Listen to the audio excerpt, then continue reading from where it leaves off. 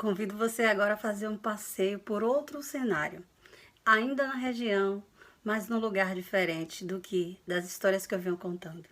Enquanto a gente fica em casa e medita na vida, nós precisamos rever as histórias de outras vidas que estão conectadas às nossas. E a história de agora se passa na região da Cachoeira de Itabuna. Esse era o nome da região, da antiga Itabuna. E nessa região vivia um casal de africanos formada por Arminda e Tito Galeão. Só que em 1871, Tito Galeão falece e deixou sua esposa, também africana, Arminda, com um filho chamado José, de apenas 2 anos de idade.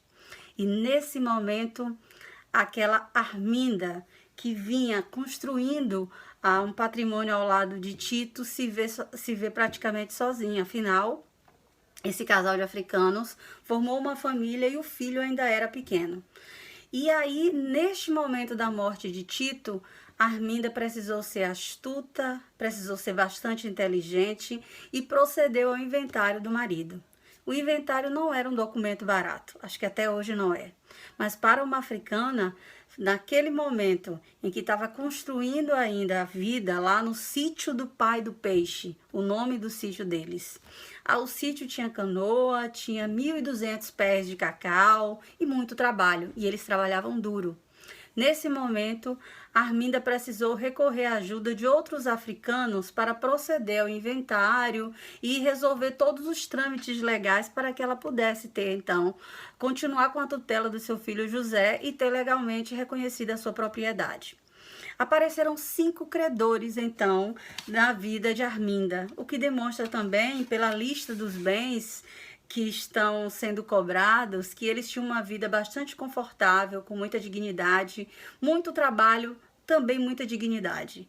Eles tinham uma vida que valia a pena a gente perscrutar pela questão de como eles viviam bem, alimentação, vestuário, os bens para casa. É muito bom ler uma história onde um casal de africanos vivem felizes, tem um filho, tem um sítio, tem seus bens e ainda tem um cotidiano marcado pela condição material de suprir suas necessidades. Mas a história não teve um desfecho bacana, já que Tito falece e Arminda então precisa se superar. Foi neste momento que entraram em cena 5 credores. O primeiro deles se chamava Soane Sobrinho. E aí ele apresenta também notas, e eu li essas notas com os valores de cachaça, pólvora, tamanco, tecidos, bolacha, vinho branco e botijas, azeite, pimenta, ou seja, o casal consumia de tudo.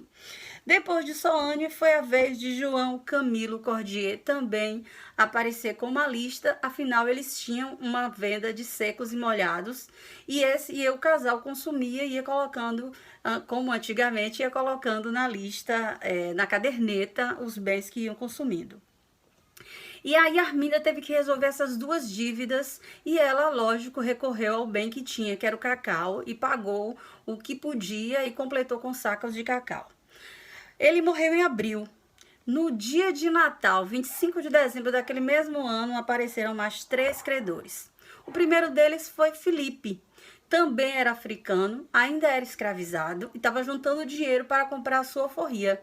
Mas Felipe, por amizade ao casal, emprestou 50 mil réis para que Tito comprasse a liberdade de Arminda na época. E ele deixou esse dinheiro como garantia, guardado com o casal, para que quando ele conseguisse juntar outra parte, ele fosse perante o seu senhor e comprasse a sua liberdade. Então Arminda devia ainda esses 50 mil que foram referentes justamente à compra da sua alforria. Olha como a vida de Arminda se complica. Depois aparece Henrique. A documentação, o sobrenome dele, eu não sei se é Dac ou alguma coisa, mas é Henrique Silva. Ele também tinha uma lista de bens de consumo que o casal havia adquirido dívida. E por último, veio o tenente Bernardo Selma. Bernardo Selma, mas esse também aceitou que o pagamento fosse feito com sacas de cacau. Para resumir essa nossa história, Arminda foi forte, foi astuta, foi articulada, ela soube negociar seus bens. O juiz marcou uma audiência, já que na qualidade de cabeça do casal, ela tinha um filho pequeno. Ele intimou Arminda e resolveu, então, regularizar a situação. Isso é muito importante, porque quase a maioria das africanas que a gente acompanha a história não casou ou apenas tinham filhos e não tinha presença da figura paterna.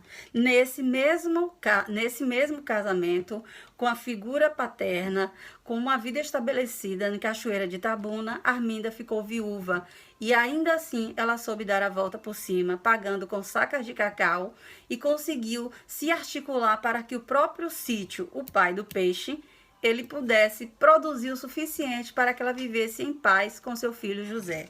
Salve Arminda Cordier. Aliás, Arminda Galeão Cordier. É isso aí.